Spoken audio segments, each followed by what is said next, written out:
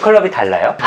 사실 굳이 그렇게까지 해서 가야 되는 사람이면은 뭐 안 하는 것보단 낫겠죠?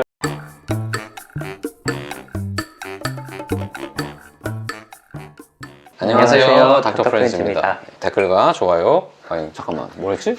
구독과 좋아요, 댓글과 알람 설정 부탁드립니다. 제가 전에 이제 이명 치료할 수 있는 앱을 소개를 시켜드렸었잖아요. 근데 이번에 또 제가 서칭을 해보니까는 난청을 예방하는 데 도움이 되는 앱이 있더라고요. 광고인가요? 광고는 아닙니다. 드디어 PPL 들어왔나요? 이런 거 안 들어와요. 절대 안 들어오고. 네.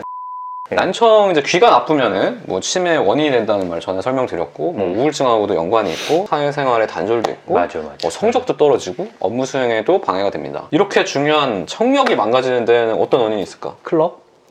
클럽. 가보신 적 있어요? 아주 오래전에. 아주 오래전에. 네. 아니면 그냥 돌발성 난청같이 이유 없이 이유 없이 오는 경우도 있죠. 이어폰. 이어폰. 네. 큰 소리, 진짜 뭐 소음에서 일하는 분들 엄마와 아내의 잔소리?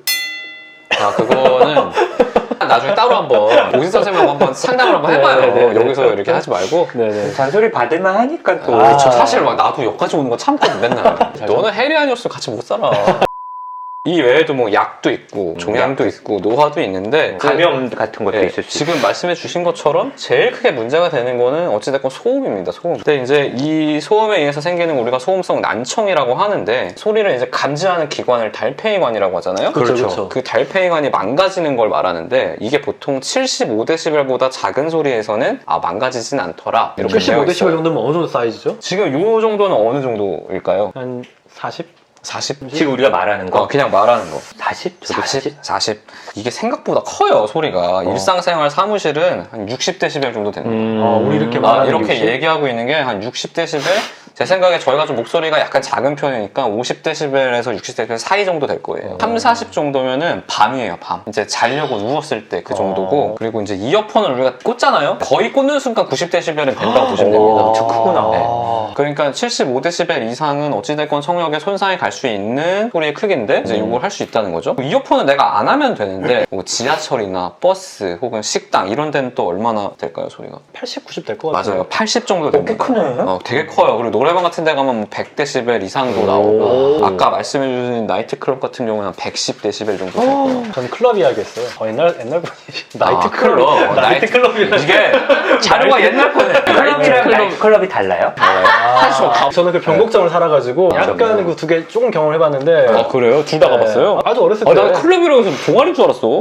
이 새끼한테 입만 벌리면 그리고 우리가 옛날에 했던 사격은 한 170. 그러니까 이게 한 방에 나갈 수가 엄청 있는 거예요. 이 데시벨이 정말 그 하나하나 올라갈 때마다 이게 산술적인 게 아니라 이렇게 올라가잖아요. 이렇게 올라가는 이렇게 거잖아요. 소리의 절대적인 네. 크기는. 그래서 110dB 정도에서는 1분 이상만 누출이 돼도 청력에 손상이 온다. 이렇게 보고가 되어 있어요. 우리가 이제 뭐 버스나 지하철 이런 데서 소음이 원래 80dB인데 거기서 내가 이어폰으로 소리를 들으려고 하면은 보통 100dB이 넘어가거든요. 그렇구나. 그러니까 상당한 손상이 있는데 우리가 이렇게 일상생활에서 내 주변에 소음이 얼마나 드는지 알아야 내가 그 자리를 회피하거나 뭐 귀마개를 낀다든지. 근데 클럽에서 귀마개 하고 춤추는 건 괜찮아요?